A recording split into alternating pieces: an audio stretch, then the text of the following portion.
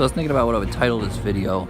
I've been having this one-arm chin-up goal for years, which has eluded me because I keep getting stronger, but I keep gaining weight and fat, so it's not helping. It's hard to lift fat. Getting muscle too, but still, I mean, it's hard to lift fat. So what a trendy topic is for a title for a video is the road to something. Say like the road to 600-pound squat, the road to 1,000 horsepower.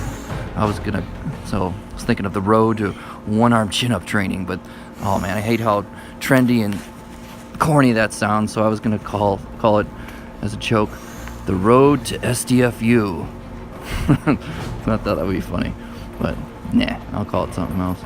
So this is Memorial Day. I got my America shirt on. Thank you, veterans. So I'm showing my whole week of training. This is the third upper body day in the week, and I got all my last 3 videos are just this week. So that's pretty good upload. I've been doing one-arm chin training and then whatever pressing I want to do. So today for the pressing I did headstand push-ups or handstand push-ups because I guess I'm doing the full range of motion, but they're assisted, and then weighted dips. And then for all the pulling, I've been doing one-arm chin training first, either some kind of archer variation, some mantle chin-up or uneven chin-ups, and or just something like that, ring pinky finger assist. So today I did archer chins on the rings, and my goal is for a one-arm chin-up, not the pull-up, because I'm stronger at the chin-up, and I'd rather work my biceps too. I'm trying to emphasize the squeeze at the top and the isometric hold, even though it doesn't really look like it. I'm trying to pull as high as I can and hold it there for as long as I can. And I've realized it's much harder on the rings. I haven't done the rings and archers on the rings in a long time. This set with the handstand push-up looked weird because I was trying not to scratch the back of my legs on the straps because they'll cut the crap out of your legs. So that's why I was wearing pants on all the others. So instability and probably being more vertical made it look a lot harder. So I've developed a significant weakness at the very top of the range of motion. So at the end I tack on like typewriters, like what I'm doing here. And so this on the rings, you maintain the position, but the intensity gets harder and harder as you stretch the arm out. On the pull-up bar, I've been doing the same thing, just but holding the top half or the middle half, and then maybe even using like 15 to 20 pounds and doing small typewriters like that.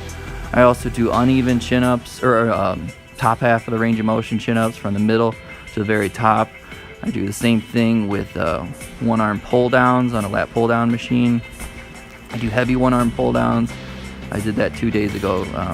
The machine, I'll do something, try to be close to my body weight, or like 180 pounds or like 200 pounds for a few. For 200 pounds is probably a single or double or something. And then at the end of these one-arm chin training sessions, so again, I'm saying I'm doing about 2 to 3 times a week. I'll do, at the end of those, I'll do isometric holds with scapular depression, which I'm doing there.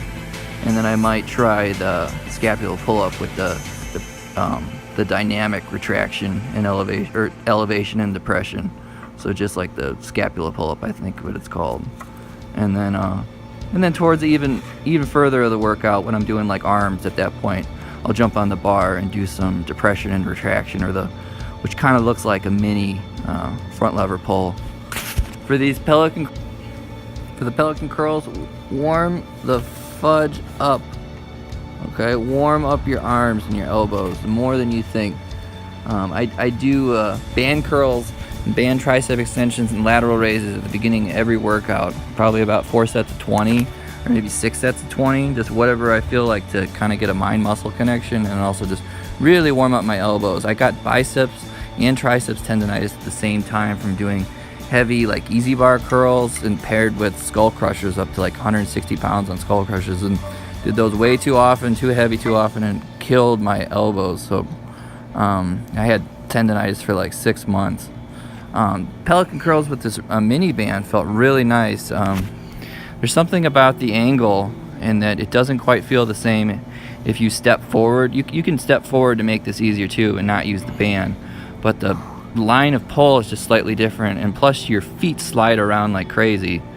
Like, you know, if you're on a gym floor or grass, whatever, your feet still slide.